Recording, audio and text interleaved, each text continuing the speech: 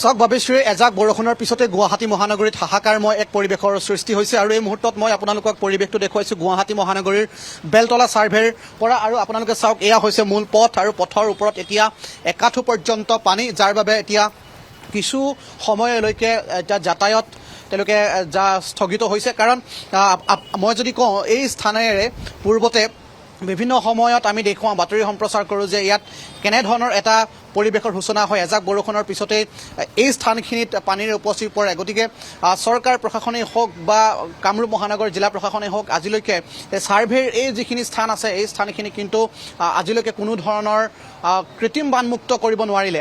তাৰ বিপৰীতে এই মুহূৰ্তত মই আপোনালোকক দেখুৱাইছোঁ, এগৰাকী ব্যক্তি তেওঁ আহি আছে, তেওঁ বাহনখন হয়তো বিকল হৈছে, যাৰ বাবে তেওঁ চলাই আহিব পৰা নাই বা সক্ষম হোৱা নাই। কিন্তু মূল পথত ওপৰেৰে এতিয়া যিসমূহ যান বাহন আহিছে, কিছু কিছু যান বাহন এতিয়া বিকল হৈ পৰা আমি দেখিবলৈ পাইছোঁ।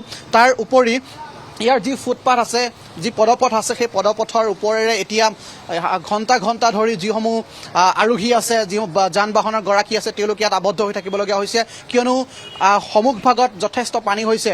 গতিকে তেওঁলোকে এতিয়া ইয়াত বহু সময় হ'ল এই পথেৰে যিসকলে যাতায়াত কৰিবলৈ বিচাৰিছিলে, যিসকলে বেলতলালৈ যাব, বশিষ্ঠলৈ যাব, সেইসকলে এতিয়া ইয়াত ঘণ্টা ঘণ্টা ধৰি অপেক্ষা কৰিবলগীয়া হৈছে। পানী শুকোৱালে তেওঁলোকে ৰ'বলগীয়া হৈছে। কিন্তু বাবেশ্ৰী কেৱল হাতীগাঁও হওক বা অনিল নগৰ, নবীন নগৰ, এই স্থানসমূহক আজিলৈকে জিলা প্ৰশাসনেই হওক বা গুৱাহাটী উন্নয়ন নিগমে আজিলৈকে কিন্তু সমাধান কৰিব নোৱাৰিলে। মই অকণমান আপোনালোকক পৰিৱেশটো দেখুৱাইছোঁ।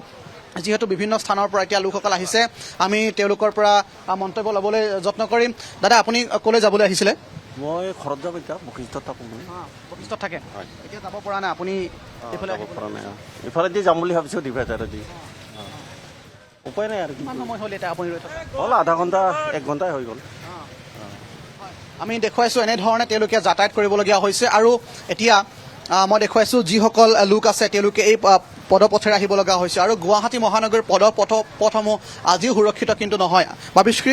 বিভিন্ন সময়ত যিসমূহ মেইন হল আছে, সেইসমূহ উন্মুক্ত অৱস্থাত আছে, যাৰ বাবে পানীৰে উপচি পৰাৰ সময়খিনি তেওঁলোকে ধৰিব নোৱাৰে বাবে বহু দুৰ্ঘটনা সংঘটিত হোৱা আমি পৰিৱেশ দেখিছোঁ। এই মুহূৰ্তত ৰূপম ভৰদ্বাজ আছে, তেওঁ সামগ্ৰিকভাৱে আপোনালোকক দেখুৱাবলৈ যত্ন কৰিছে। বহু লোক এতিয়া এনেধৰণে আহি থাকিবলগীয়া হৈছে, কাৰণ উপায় নাই, তেওঁলোকৰ মূল পথেৰে আহিব নোৱাৰে। গতিকে আমি আপোনালোকক পৰিৱেশটো দেখুৱাবলৈ যত্ন কৰিছোঁ।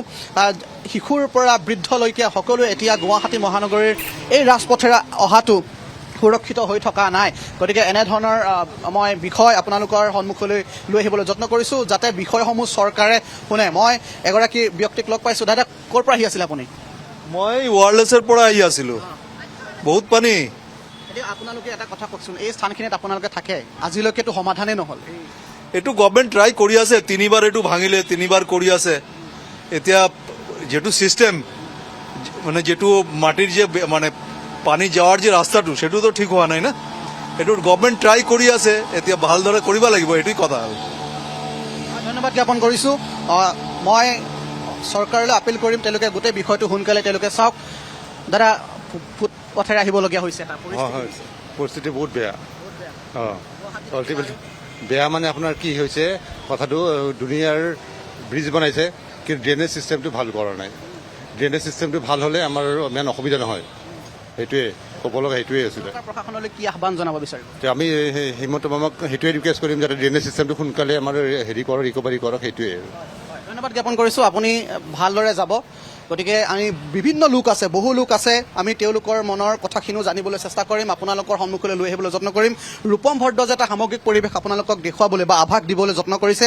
এতিয়াও এয়া হৈছে, মই দেখুৱাইছোঁ আপোনালোকক, এয়া হৈছে পদপথৰ ওপৰ ভাগলৈকে পানী, আৰু এয়া হৈছে মূল পথ। গতিকে মূল পথেৰে এতিয়া লোকসকলে যাব পৰা নাই। এতিয়া চাওক, যিটো ব্যস্ত পথ আছিলে, সেই পথৰ ওপৰত এতিয়া এনেধৰণে কোনো এখন বাহন চলাচল কৰিবলৈ সক্ষম হোৱা নাই। আপুনি চাওক, এগৰাকী ব্যক্তি আহি আছে, তেওঁ বাহনখন বিকল হৈ গৈছে সম্ভৱতঃ, যাৰ বাবে তেওঁ নিজে ঠেলি আনিবলগীয়া এটা পৰিৱেশৰ সূচনা হৈছে। গতিকে মই এই মুহূৰ্তত আপোনালোকক দেখুৱাবলৈ বিচাৰিছোঁ, মোৰ বিপৰীত ফালে যিটো পদপথ আছে, তাত আপোনালোকে মানুহে নধৰা এটা পৰিৱেশৰ সৃষ্টি হৈছে। কেৱল মানুহ আৰু মানুহ, তেওঁলোকে নিজৰ বাহনখন যেনে তেনে ইয়াৰ পৰা উলিয়াই লৈ যাবলৈ যত্ন কৰিছে, তেওঁলোকে পৰা নাই। বহু স্থানত তেওঁলোকে আবদ্ধ হৈ আছে। বেলতলা ফালৰ পৰা যিখিনি দিছপুৰলৈ আহিছিল, সেই মানুহখিনি সন্মুখভাগত আবদ্ধ হৈ আছে, আমিও আগুৱাই যাব পৰা নাই। ঠায়ে ঠায়ে দ আছে, পানী একাঠু পৰ্যন্ত আছে, আপোনালোকে দৃশ্যখিনি দেখিলেই অনুভৱ কৰিব পাৰিছে। গতিকে পৰিৱেশটো আপোনালোকক দেখুৱাবলৈ যত্ন কৰিছোঁ আৰু ইয়াৰ যিসমূহ বাসিন্দা আছে বাসিন্দাসমূহে এক প্ৰকাৰে এই ছবিবোৰ দেখি দেখি হতাশ হৈ পৰিছে মই আপোনালোকক যিমান পাৰোঁ দেখুৱাবলৈ যত্ন কৰিছোঁ ND24ৰ দৰ্শকসকলক আৰু এতিয়া যিহেতু আন্ধাৰ নামিছে এতিয়া ইয়াৰ কাষে কাষে যিসমূহ পোহৰ আছিলে বা লাইট আছিলে সেইসমূহ বন্ধ কৰি দিয়া হৈছে হয়, প্ৰাণজিৎ। ৰাজপথত লাইট জ্বলা নাই প্ৰাণজিৎ, এই গতিকে মুহূৰ্তত ধন্যবাদ জ্ঞাপন কৰিছোঁ। হয় হয়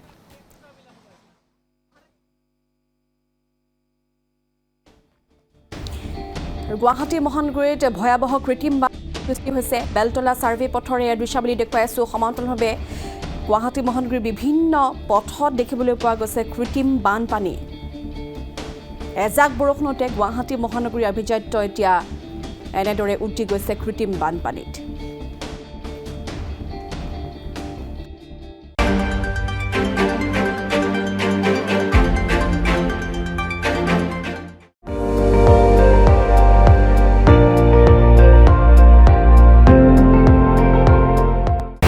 আপুনি চাই আছে ND24 সৰ্বশ্ৰেষ্ঠ নহয় সৰ্বোত্তমৰ দৌৰত